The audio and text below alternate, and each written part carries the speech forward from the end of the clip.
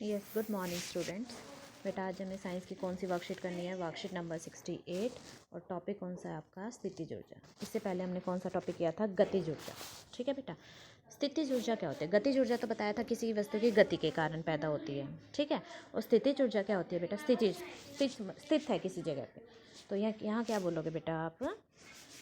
एक खींचे हुए रबड़, क्वेश्चन पूछा जा रहा है, एक खींचे हुए रबड़ या धनुष की खींची हुई डोरी में किस प्रकार की ऊर्जा होती है? ठीक है। धनुष देखो पिक्चर में दिखा रखा है यहाँ पे, है ना? अब देखो ज्ञान, इनमें से एक अलग प्रकार की ऊर्जा होती है जिसे क्या कहते हैं? स्थितिज ऊर्जा कहते हैं। किसी वस्तु में, बहुत इंपॉर्टेंट है फिर बेटा, वहाँ तो बोलोगे किसी वस्तु की गति के कारण जो ऊर्जा होती है वह गतिज ऊर्जा होती है। और यहाँ क्या बोलोगे?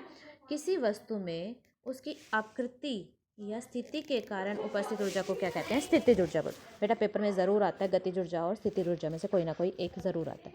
उसमें फॉर्मूला था E=1/2mv²। ठीक है। और यहाँ क्या फॉर्मूला बनेगा? mgh। वो मैं अभी बताऊँगी कैसे आएगा। ठीक है। लेकिन पहले स्थितिज ऊर्जा का मतलब ही पता होना चाहिए आपको। किसी वस्तु में उसकी आकृति या स्थिति के कारण जो ऊर्जा होती है उसे क्या कहते हैं? स्थितिज ऊर्जा कहते हैं। जैसे धनुष की डोरी को खींचने पर, तुमने धनुष की डोरी खींची, धनुष की डोरी को खींचने पर देखिए यहाँ पे, धनुष की डोरी को खींचने पर क्या हुआ? धनुष की डोरी को खींचने पर हमारे शरीर की पेशीय ऊर्जा धनुष की डोरी में स्थित, हाँ बेटा देखिए, धनुष की डोरी को खींचने पर हमारे शरीर की पेशीय ऊर्जा, देखो हमारे शरीर में कौन सी होती है? पेशीय ऊर्जा होती है ना, आपको पता है इस चीज़ का, है ना?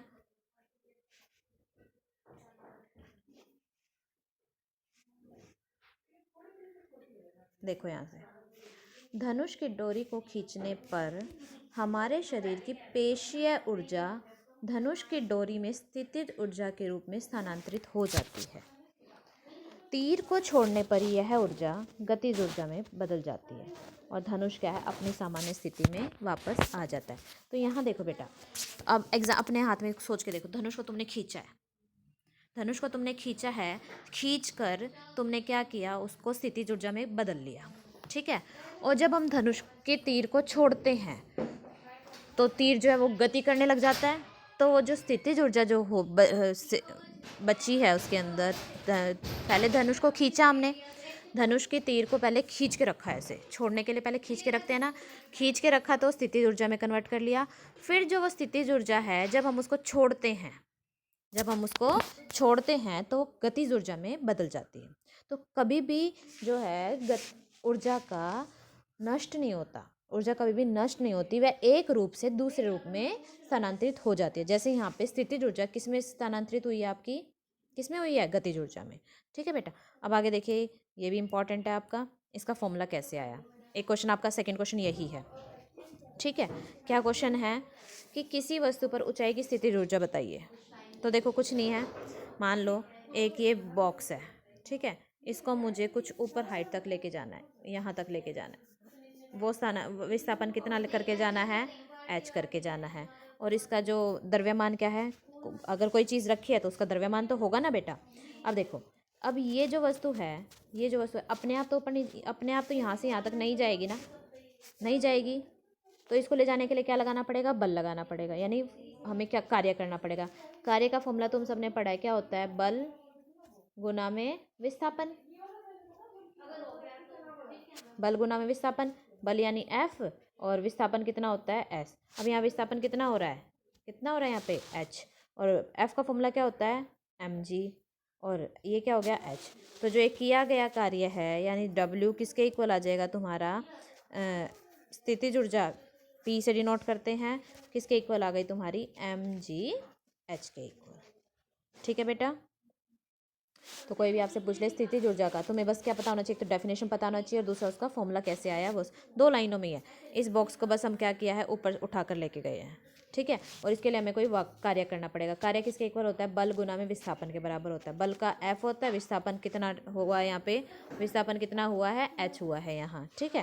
तो F इंटू S, F का फॉर्मूला क्या होता है? mg। और फिर क्या आ गया? विस्थापन कितना हुआ है, h हुआ है, तो फॉर्मूला क्या बन गया बेटा, mgh। ठीक है, कोई डाउट नहीं, नहीं है तो ठीक है। अब देखिए, अब बताया था ऊर्जा का जो मात्रक होता है वो क्या होता है, जूल होता है। ऊर्जा का मात्रक क्या होता है, जूल होता है। कोई डाउट यहाँ तक नहीं। अब एग्जाम्पल पे आइए।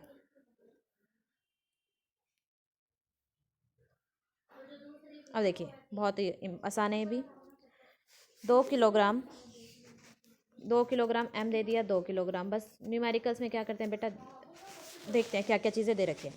पहले 5 मीटर की ऊंचाई पर ले जाया गया, फिर 10 मीटर की ऊंचाई पर ले जाया गया, तो स्थितिज ऊर्जा में क्या अंतर आया। फॉर्मूला तो सबको पता है, mgh। क्या है, mgh। और g कितना लेना है आपको, 10। m दे रखा है 2, g 10, पहले ले जाया गया 5 पे, तो गुना करो 100। दूसरे केस में mgh कितना हो जाएगा, m कितना है, 2 ही है, और अब g तो वही है, और ये कितना हो गया 10, तो ये कितना आ गया 200। अंतर पूछा है, ये 200 जूल आया है, ये 100 जूल आया, तो अंतर कितना हो जाएगा, 200 माइनस 100 कितना आ गया, 100 जूल। ठीक है, अब दूसरे पे आइए। 5 मीटर की ऊंचाई पर, 5 मीटर हाइट कितनी दे दी, ऊंचाई कितनी दे दी, 5 मीटर। द्रव्यमान कितना दे दिया, 1 किलोग्राम। क्या पूछा है, स्थितिज ऊर्जा का परिकलन कीजिए। बस सिंपल सा, वही एम क्या लगाना है, ई क्या लगाना है, स्थितिज ऊर्जा को mgh। फॉर्मूला पता होना चाहिए आपको। m कितना है, m कितना था 1, g कितना है 10, h कितना है 5, तो कितना आ गया 50 जूल। ठीक है बेटा, अब आइए नेक्स्ट पे।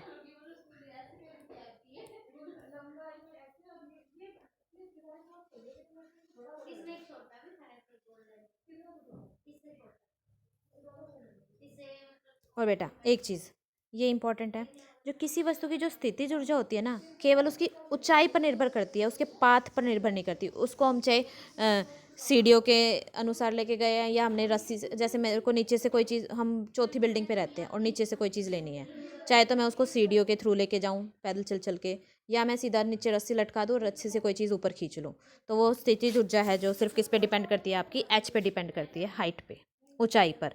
पथ, पाथ कैसा लिया है, पथ कैसा लिया है, उस पर डिपेंड नहीं करती। बहुत इंपॉर्टेंट पॉइंट है। ठीक है, और नीचे की ओर दूसरा पॉइंट है, नीचे की ओर गिरने वाली वस्तु लगातार त्वरित होती है। देखो, मैंने अपने हाथ से बॉल छोड़ी, छत पे खड़े हैं हम, छत से हमने बॉल छोड़ी, वो कितनी स्पीड से नीचे जाती है, आपने कभी करके देखा है, कोई पत्थर फेंको बहुत स्पीड से नीचे जाता है। ठीक है, और अपने आप ही चला जाता है, यानी वो त्वरित होती है, क्योंकि उसकी जो स्थितिज ऊर्जा है, देखो हम कुछ ऊंचाई पर खड़े हैं ना, तो स्थितिज ऊर्जा है हमारे हाथ में उस टाइम पे, क्योंकि ज़मीन से लेके कितनी ऊंचाई पर है हम, और जैसे हमने उसको छोड़ा, वो स्थितिज ऊर्जा सारी किस में कन्वर्ट हो जाती है, स्थानांतरित हो जाती है आपकी गतिज ऊर्जा में। ठीक है बेटा, तो कभी भी की हानि कभी नहीं होती, हमेशा एक रूप से दूसरे रूप में परिवर्तित हो जाती है। ठीक है, अब पहले क्वेश्चन पे आइए। पहले क्वेश्चन पे आइए, अब बहुत ही आसान क्वेश्चन है बेटा आपके सारे। पहला क्वेश्चन, इनमें से किस चीज़ में स्थितिज ऊर्जा है, एक धनुष की तनी हुई डोरी या धनुष से छोड़ा हुआ तीर, बता सकते हो।